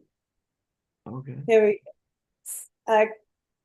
Just pulling up that presentation. The Haitian delegation at the Thomas Sankara Memorial event. Please tell us about that. Sure. So the Thomas Sankara Memorial event, they had a new whole center memorial that they opened up in dedication to Baba Thomas Sankara and all of the people that were with him. That I think it was like 9 or 10 of them all together. So it was him, and then if you see the actual memorial, it's like 9 other people, I think. So like all 10 of them who've been remembered for what happened when they were taken down. So they were being remembered, and that was the inauguration, and the president was going to come and address the audience, but I think they've been out there fighting these desert rats, you know, and these insurgents and these criminals. So perhaps it wasn't the right time for him to come. So he wasn't able to make it, but he sent people to speak for him. But the Haitian brothers and sisters brought a delegation because on the 15th, which was 2 days before that, on the Thursday, the 15th, they have a new holiday in Burkina Faso. It's an African culture holiday. So celebrating African heroes and culture. So the Haitians came to celebrate Baba Traore in conjunction with General Dessalines for that day of cultural celebration, and they had an event on Thursday, and then Saturday was the actual memorial. So another thing I would say, just to speak about how well we were treated there. Again, this is right off of the back of the treasonous act of Langley attacking and giving false information about what's occurring in that country, which was very troublesome and harmful because it wasn't true. And I'm coming from America. Nevertheless, I had an official invite. Like, you can't just walk up in there. I had an official invite in the country to attend the ceremony. And where you see us sitting here, in front of me is the Haitian delegation. This is for the dignitaries. So we were sitting up there with Baba Jerry Rawlings' son and daughter, among the whole Haitian delegation that come, amongst many other dignitaries. I think the president of Ghana was there, and different people who had come, maybe the president of Senegal or the vice president of Senegal. I don't remember exactly, but like they treated us with respect for being at the event and put us with a delegation of very significant others that they held in high esteem. So this was my first opportunity. I never got a chance to meet President Rawlings, but I got to meet his son and daughter. Very beautiful, strong, very opulent in terms of their spirit and the way they present themselves. You can tell they come from royalty. Good brother and sister. I just had a wonderful experience. And so at one point in the event, because of course they were speaking French, but they were so thoughtful. They speak French, but they had a sister there. The only person I knew there that spoke English was me. I did not see anybody else from America. I'm not saying that there was no one else from America, but I was looking around. Nobody else, I think I was the only one from America. Nevertheless, they had a sister who would come up after they did whatever they were saying and say, for the people in the audience who speak English, and she would translate what the other people had said in English. As far as I know, it's for me, but maybe there were some other brothers and sisters that speak English, but I didn't see them. So I was able to follow the whole event. And it's just a wonderful experience. Everybody was like brothers and sisters there. And it was just beautiful. And I got to meet the Haitian brothers and sisters, and we talked. And the brother, I wanted to bring up the name, the one that you were just showing there. His name is Jaffrey Kayidi. Jaffrey Kayidi. And Jaffrey Kayidi. So it's almost like Africa, Haiti. Jaffrey Kayidi. And he does stuff on the internet as well. He does a program on YouTube. So I'm going to do an interview with him. And I can share this because I think it would be responsible for me to do it. I don't have an absolute answer, but I did an interview with General Barbecue. Many of y'all know that. And he said all the right things. I liked him. I liked his spirit. I like the fact he's fighting these, who's trying to take over the country. You know who the problem is. But at the same time, I've had a lot of people in the African Center movement that I trust and respect who like they don't trust it. And so I asked the people on the ground there from Haiti some questions. And so what I have to say is, from my talking to them, I got a good sense, but my sense is not superior to people on the ground and people who have more information. So I am uncertain whether or not General Cherizier is who I thought he was as the Dessalinian. I just want to say that to people since I did put it out there and brought him to the people. In my sense, as a good, let him tell his story, but I was favorable to him. I saw him as being favorable. If I'm wrong, I don't want to mislead people the wrong direction, and I haven't been on the ground to meet him. So I just wanted to put that out there. Everybody doesn't share my sentiment, and I'm not certain. So I just wanted to share that. Yeah, that's fine. Thanks for that. The Haitians bringing a delegation over to Burkina Faso. Now, I'm sure, those of us who are in tune with what's happening politically are very aware of the enormously difficult time right now that Haitians are under in their own country and in their neighboring country as well, the Dominican Republic. But they brought a delegation over from Haiti to Burkina Faso. What a show of solidarity. And they were well received and given a position of, given a dignitary position at the memorial event as well. Isn't that just further evidence of a country that is walking the talk in terms of African unity? I mean, we had a shameful situation in Jamaica when Haitians turned up, in boats in Jamaica, where the Jamaican government sent them back to Haiti instead of embracing them and feeding them and looking after them, because of the ordeal that they had gone through. But here's a delegation that finds its way to Burkina Faso and finds warmth and embrace. There's something special about Burkina Faso. And I'm certainly, picking that up from your presentation. Yes. My brother, wow, that was awesome. Being in the presence of the Haitians as well, because we know how much, you admire Dessalines and the whole Haitian Revolution, as if you lived it in a previous life. You talk about it as though you lived it. I mean, my moniker, the Irritated Genie, they named me it. That's the spirit of the Haitians. I've never been to Haiti yet. I'm definitely going to go to Haiti though at this point. But between me having interviewed General Barbecue and not knowing if I gave people the right assessment and just what our Haitian brothers and sisters are going through, but also something else. I'm glad you brought it up. I want people to consider this. And I'm not being spooky. I'm just saying it's things are interesting. I want us to consider this. If we look at all of our enslavement, the standout moment, whether in Africa, the islands, Europe, America, or wherever, the standout moment in the transatlantic slave trade as it relates to African people are the Africans in Haiti who defeated all forces, and the last ones were the French, expelled them, and became an independent sovereign nation. Mm-hmm. Why is that interesting? 200 years plus more as African people are trying to liberate ourselves internationally. Mm-hmm. The irony of the fact that the only country that is fighting, let's say, Zionist hegemony in the Western Hemisphere, the only one that has taken up arms, no matter who's doing it, to say you're not going to take our island, our land, and our rights, is Haiti. And they're doing it at the same time that the liberation of Africa is occurring in 3 nations that all were under French rule, who all speak French. Mm-hmm. So something about these Africans in the West and the East who have been under French domination and rule, they have a fight in them for whatever reason, I don't know, that is exceptional historically. And now we are becoming part of history now.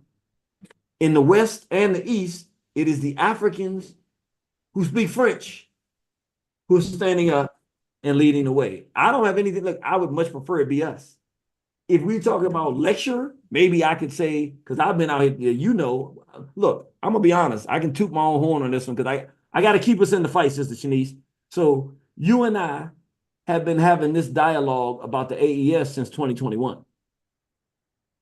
So I think we have been in the forefront before a lot of people are getting on board now. I think we have been putting out the message that this is the liberation of Africa coming from where it's coming from. So I think that's a major contribution that we've been out here articulating to people. I mean, if people are listening now in your audience, how many times have you and I done discussions where we talked about Baba Goita, Baba Traore, Baba Chiani, what they're doing there, how this is the way we all have to get on board, pay attention, support. I think that what we've done has helped to be part of what we're seeing, the direction things are going. As it relates to on the ground physical fighting and leading the way, it's on that end of the world, it's those three nations. And in the Western Hemisphere, the only physical fight that I see, that I know a physical fight against this tyranny in the West is in Haiti right now. So I don't know what it means, but there's something about these black people that fight these French. French must be some horrible people. Indeed. And, it's a great day. It's a brilliant day right now to see what's going on. History in the making, indeed. And we're all playing our small part in the bigger kind of scheme of things. And that's so important. Here's another image of what was happening at the Thomas Sankara Memorial event. There was a 21 gun salute. Yes, I really liked it. When you hear those guns go off, and they're going off in remembrance of Baba Thomas Sankara and his support team that were all fighting for liberation in Burkina Faso, and in memory of them, we hear those guns go off. The loud crackle of those guns, for me anyway, it warmed my blood because it made it okay for us to know it's okay to be angry sometime. It's okay to fight sometime. When you hear that boom, it indicates war. And so that it's okay to know that these men were warriors. These women were warriors. These people that fought for the freedom of their country, they died as warriors. They died fighting for our people. And we're going to have to make sure there's going to be some more dying. I mean, I know that's not probably what people want to hear here, but I'm comfortable with that. I'm comfortable with, I'm sharing some information. I don't know how much I should share, but I'm just going to share some. One of the things that's been happening, these desert rats have been coming in and just killing people, women, children, and just civilians. Well, over the past month, they done taken some hits. We had to call the exterminator over in West Africa, and they've gone into the desert, and some people not here no more. Like, they've taken some hard hits. Like, the AES is not playing with African sovereignty and the lives of their people. They're not sitting here talking to be funny and joking. They don't take the murder of our people lightly. They've been hitting back hard. So y'all can read between the lines. It's not a nice game over there right now. Like, I'm telling you about the beauty of it. But when I heard those gun salutes in memory of Baba Thomas Sankara, it made me feel comfortable because they know this ain't a nice game. We're going to have to hurt some people. Somebody going to die. Somebody got to die. I'm good with that. I've been waiting for this anyway. I'm like, it feels good to me. But to hear the guns go off, for me, that's how I felt with it. It's like, let me say it so you can really understand it. I am an African who has great hostility towards people who don't like black people. That includes other black people. I don't like Mobutus. I don't like hardly anybody. So I felt comfortable over there because they're on edge about who's over there. Well, I'm always on edge. I don't trust none of these people anyway. So I just felt at home with them. And I feel like if I go to Mali, it'll probably be even more like that because they're just some straight warlords in Mali. They just warriors there. And Niger might be similar. So I'm like, I feel at home there. Like I know some people would say, well, they still trying to stabilize because they have these desert rats that keep doing these incursions. I understand. For me, it's the place I want to be. I just feel so at home because if something happens, I made the decision to be there. I'm like, okay, well, it's on. let's when something happen, I'm there. I'd rather be there. I'm talking about me. This probably doesn't have anything to do with the people that are listening. I'm just talking about me. I want to be there. So if something's happening and they're fighting for the right thing, that's where I want to be. I'm not worried about the threat. I want to be the threat. Like I want to be the threat that we win. I want to be involved in real liberation when it's happening for our people while it's happening. I don't want to wait and talk about, yeah, that happened when if I wasn't there, I don't want to talk about it. I want to be there. I want to live in it. I was just in the place with the freedom fighters that ain't just talking. And I'm not saying talking is wrong. We have to talk. But I'm talking about real living war is going on for the independence and sovereignty of African people. They got countries next door like Ivory Coast that have other forces coming in, paying them to try to overthrow our people. That's not going to happen. Like these are not like the nice guys. And I like that. I like the fact that these are the good guys, but they don't have to be nice about it. We're going to win this. And I love the spirit of African people who are saying hands off to Ore. If something happens to any of those brothers and sisters over there, it's going to be hell to pay wherever we are. I like that. That's how we're supposed to be. I love what's happening now. The African world revolution is not coming. It's here. It started already. And we're in it. And I love it. I want to be wherever the action is. People say, go to Haiti. Well, I'm going to go to Haiti, but that's a lot of action. But I'm saying, it's the last part I'll say. What I love about the experience, the balance. I was enjoying the food and the clothes and the development, but I'm the irritated genie. I kind of like a hat.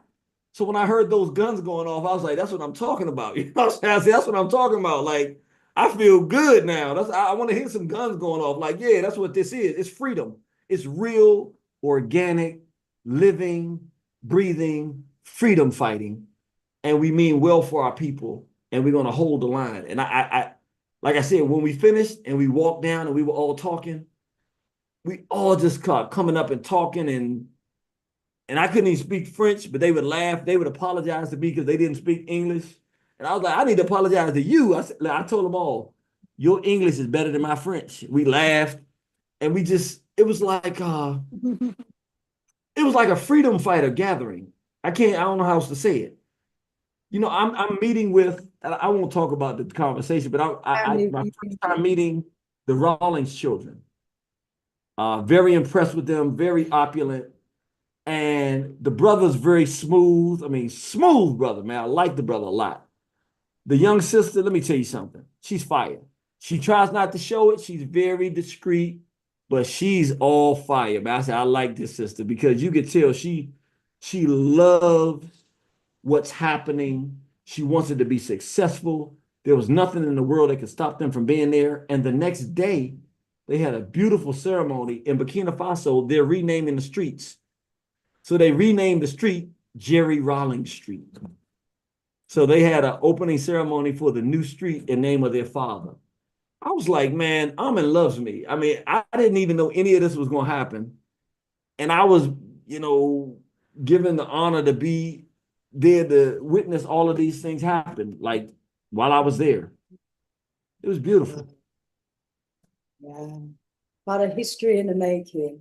Yes. And there was, you said quite a lot there, but if I can just quickly go back to your mention of the fact that President Ibrahim Traore wasn't able to deliver his speech because he was actually out fighting. He was at the front line. He was, leading the army, fighting the rebels. He didn't need to be there, but I don't know if he was. I don't know if he was in the front line doing it. I know that they had done it. I don't know if it was that day or that week, but a lot of stuff was happening. So there was probably stuff in the air where they have to be considerate because we talking about between 400 and 1,000 people, they bad guys they got. Like they wasn't playing games. They out there doing some work. So I'm sure Yeah. in that kind of environment, you have to be concerned because those people who taking those hits are not happy. So at an event like that, maybe you might think, and I don't know, this is not what I know for sure. I just know he wasn't able to make it, but I'm surmising the security concern might have been, we don't want to put the people who are there in a situation where they think this is a good hit. So I don't know what he was doing, but I know this. They fighting. That's what I'll say. I love these. Well, yeah. What we do know from what has been reported is that it was about a week ago, a few days ago, about 200 Burkina Faso soldiers were taken out when their army barracks came under attack by these insurgents. Almost 200 soldiers lost their lives. And I saw a video today of the president coming back, returning from the fight that had been happening somewhere, on their borders. And, I do my radio show on Galaxy. I had somebody, brother Punta, ring up, and he was telling me that, at the moment, there's still about 40% of Burkina Faso that is not under the control of the government, but in the hands of rebels. Imagine having a country where about 40% of your country is in the hands of rebels. So they've got a lot of work to do to take back their country from these insurgents and these rebels, a huge amount of work.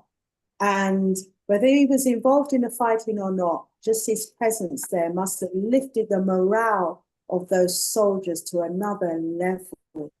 Yeah.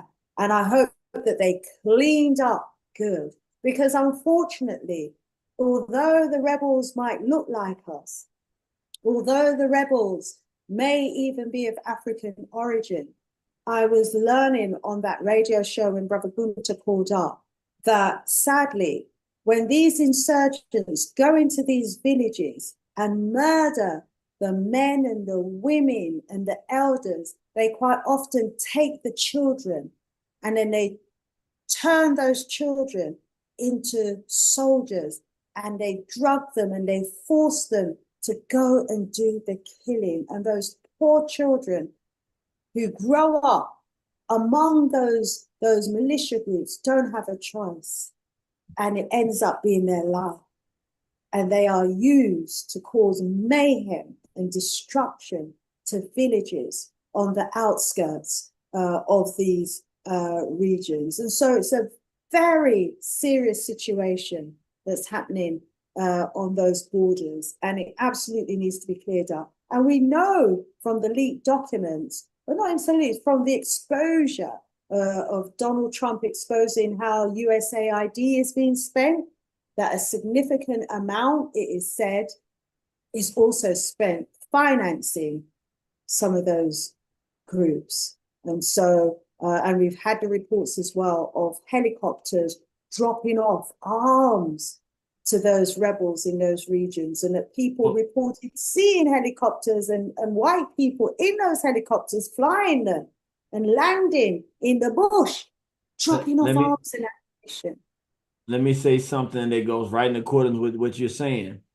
It was either Mali or Burkina Faso. I think it was Burkina Faso when they were having these fights. They said some of the weapons that they recovered and that they were faced in fighting these desert rats were Israeli weapons. The same thing that they use in Israel and in Ukraine.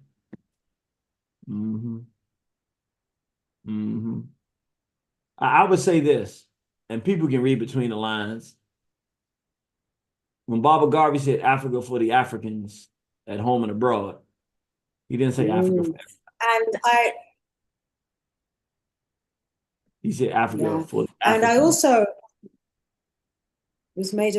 I also came across a report from the Nigerians who were fighting Boko Haram, who said that their arms, the arms that they had, was more sophisticated than the government arms, than the armory and the weapon that the government had to fight the insurgents. So I think Nigeria said, I think it was them that said what Boko Haram. Yeah, as a matter of fact, Nigeria said it too. They said Boko Haram have the same weapons that they had seen Israel and Ukraine using. Boko Haram said the same thing. You're right. In Nigeria, the Nigerians said the same thing. So, and there was also a similar situation there where they were told, not to fire on Boko Haram, where they could have taken them out and they were prevented from doing so. And it's these sort of scenarios that are just waking up the military across Africa, where they are fighting these so-called insurgents, but they are being, expected to fight them with inferior weapons, with their hands tied behind their back, and not with the ability to be able to take them out. We are 5 minutes away from the top of the hour. Woo, we've been going for 2 hours. Now, we've got people in the chat who are dropping messages. We thank you so, so much. Afrijamo says 100 people watching, but only 66 likes. Hey guys, come on. Please give us a thumbs up and a like. We would much appreciate that. Sonia Cotton saying, my heart, my art, my hat. I'm speaking about physics, not feminism. There are masculine and feminine forces, force potentials. X and Y do balance. So a conversation going on there about balance. Kwame Oboje, as always, good to have you in the house. Sheriff Essie saying those 3 heartless demons are capable of anything, my sis. Who are the 3 heartless ones? And they're talking about how Traore respects women of the land as well. There's so many comments in the chat. I hope you've all been keeping up with the comments and you've been enjoying the conversation that we've been having and the conversations that you've been having among yourselves as well. Apologies again for the times that I've dropped out, but rise up, brother Io, for keeping it going. Brother Irritated Genie has just kept it going where I've dropped out. My beloved brother, let me allow you to spend just a minute or so to wrap up. Would you recommend, I don't think we all know the answer to this one. Would you recommend that we all start preparing from today to take a trip with us to Burkina Faso at some point next year? I absolutely think so. I think it'll be fantastic.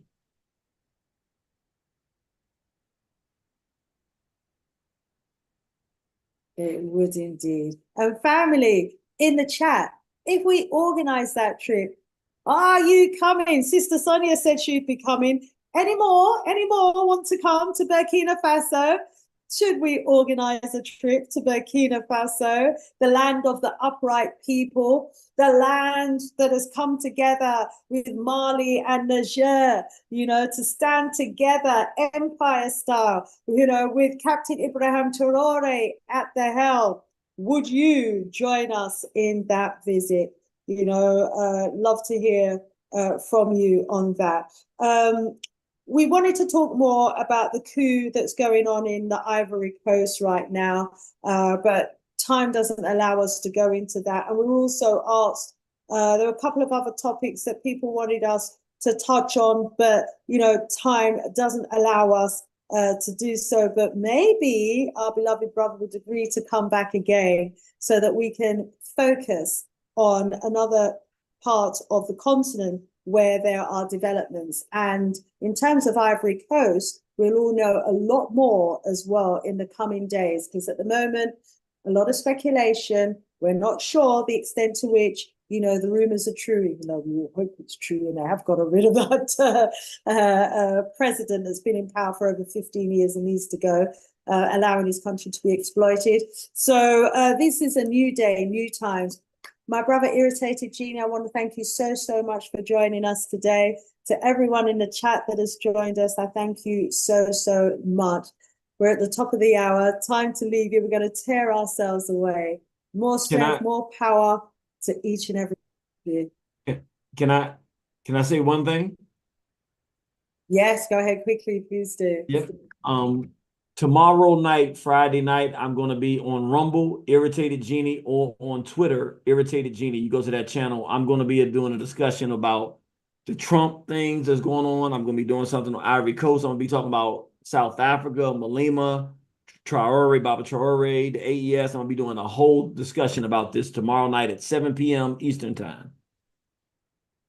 Brilliant. Thank you so much. We look forward to that.